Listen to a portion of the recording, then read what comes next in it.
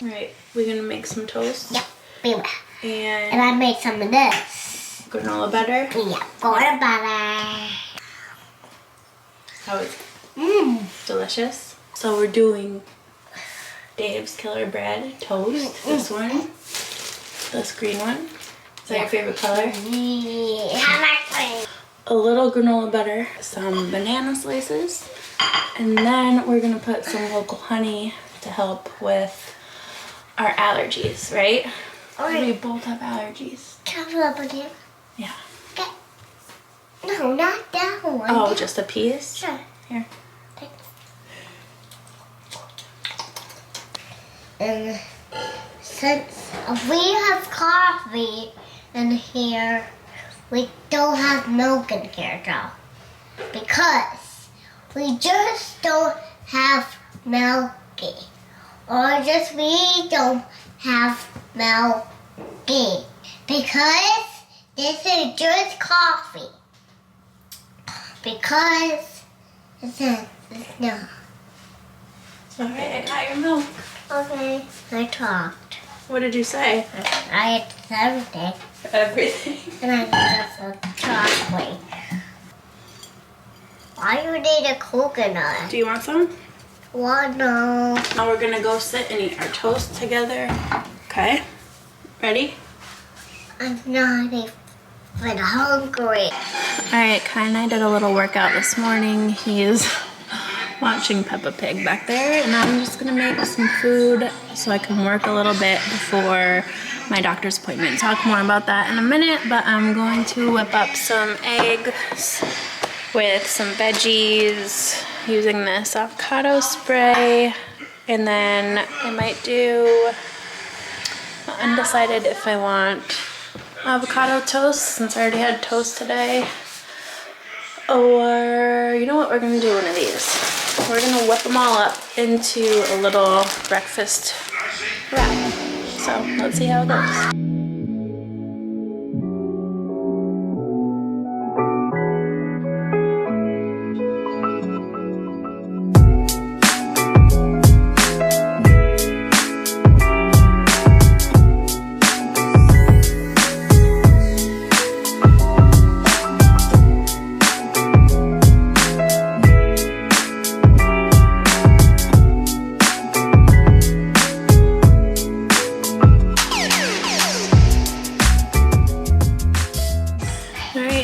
Finished product. Egg whites, my veggies, avocado inside, some mango, and 2 slices of turkey bacon. Alright, so today I'm going to a new doctor. I have a consult with a new practice. If you missed my little spiel on Instagram the other day, basically I just felt like it got to the point where I was expressing my concerns and also just not feeling seen at my last practice. This new practice is all midwives, which I've never had a midwife before. My old practice was all OBs. So I'm excited just to see what they say and if they have any other suggestions. I'll sit down with you when I get back home and give you the full spiel, but I gotta go because I'm late. Alright, so it was a really great appointment. Like, I feel so seen and validated and just so much better. She just had a really great way of explaining things, and she ordered lots of blood work. I just got literally 5 huge vials of blood taken out in my arm, and I have to go get 2 more at the end of the month to test things like progesterone, and just things that have to be tested at a certain time in your cycle. She's not super concerned, and I'll go into detail when I get home, but I'm just really so glad that I decided to switch doctors. As hard and frustrating as it was, it just, you know, in hindsight, like, I feel so much more taken care of already after 1 appointment. So it's like, it was the right decision. But she said, you know, everything that we're currently doing is the right thing, and to obviously keep trying in the meantime while we get the blood work and all that. So I feel good. So that's done. I'm going to get home and eat, and then we will maybe chat some more about just like the journey so far and what I'm focusing on right now and all that. So yeah.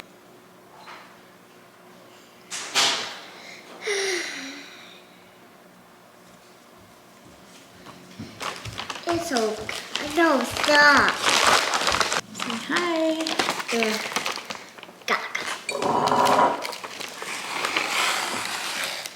Good morning.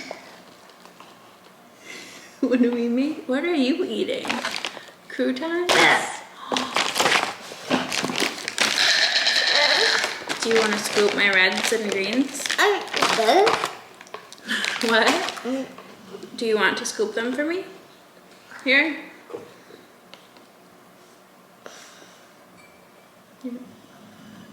Kai just woke up from a nice nap. Oh, I wish I got to take a nap. I'll get you your own cup. Ooh. I smushed it. Oh.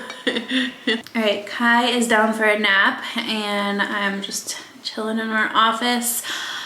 But, alright, Kai's down for a nap. I have some time to talk. So I do have a couple of videos up, I think 2, just regarding the miscarriages and like what went on with those. So I won't go too much into detail there just because you guys can go watch those if you're interested. I've said it before, I will say it again. It is so important to advocate for yourself, even if nothing ends up being wrong or you know you were wrong in what you thought was a concern. You have to self-advocate, especially when it comes to your health.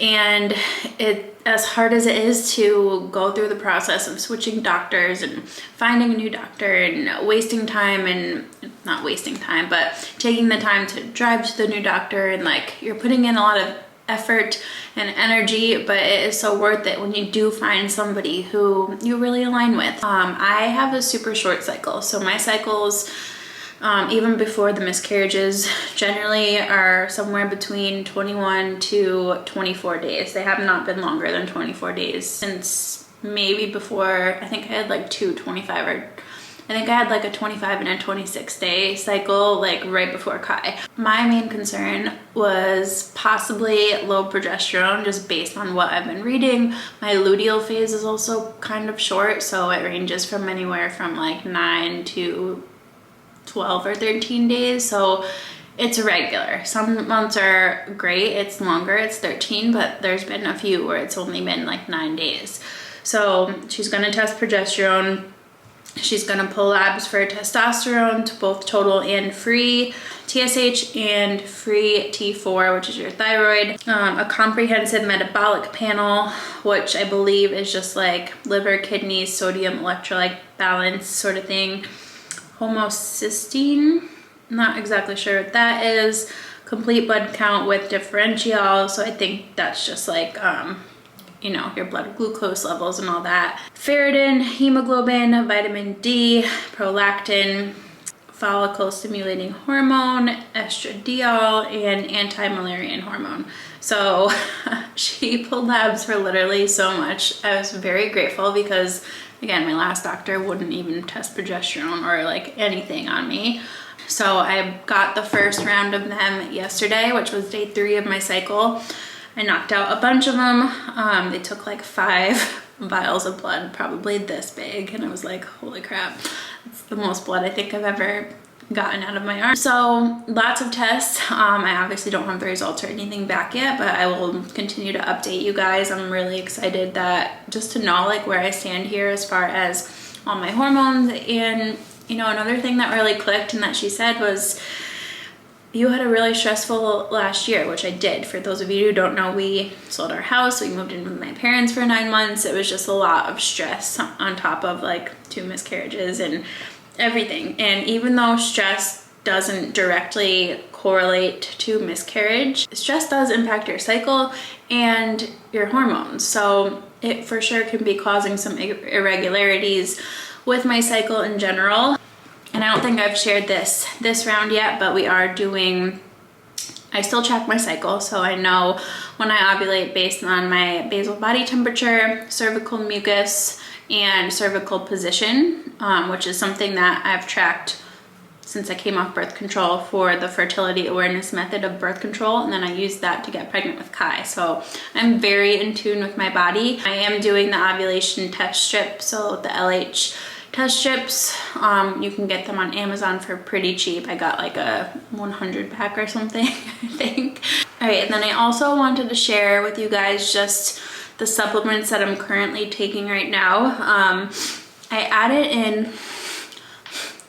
in a couple things last month because I noticed maybe it's because of like the irregularities of my cycle after the miscarriage, but I kid you not, for probably since the first miscarriage, my cycles I was experiencing what I think was PMS/PMDD. At the same time, every single month, I was basically, and it was like maybe 5-ish days before my period. So I was like, this is weird.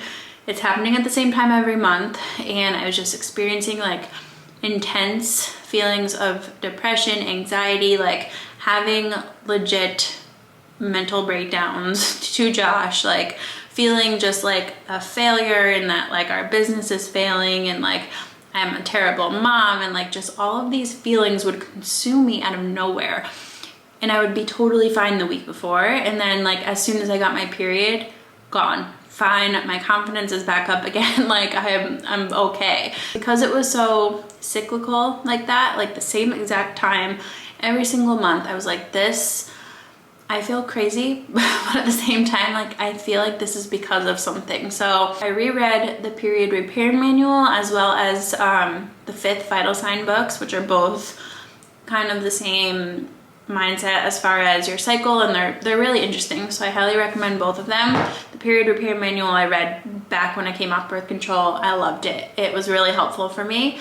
Both of those books recommend a handful of supplements that can help with extreme PMS, PMDD, as well as just like if you get cramps or like have intense periods. So there's 3 things that they recommend for just like that side of things.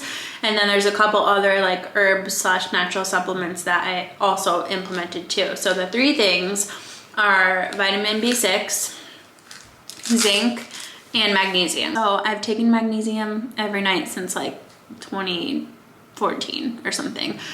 First Forms is my favorite. It's not fizzy, so I take it right before bed, and it helps promote relaxation. It helps me like wind down for bed, but it also is supposed to help with period cramps, PMS stuff. The zinc helped a lot this cycle with my acne. So usually around that time as well, I would start to get hormonal breakouts. That I noticed was very helpful. And then the B6 in conjunction, those 3 things have been super helpful. But also Harmony, which is First Form's hormone balance. And when I was seeing a naturopath right before Kai, she had me on a supplement called Hormone Balance. It was like their generic brand for their naturopath place. I was looking at the ingredients and it's very similar to First Form, so I was like, oh, I'm gonna try this again. A couple of the other natural herbs that they recommend are ashwagandha and dim and maca. So those 3 things can be really helpful depending on what your symptoms are. Obviously, do not blindly take any of these supplements.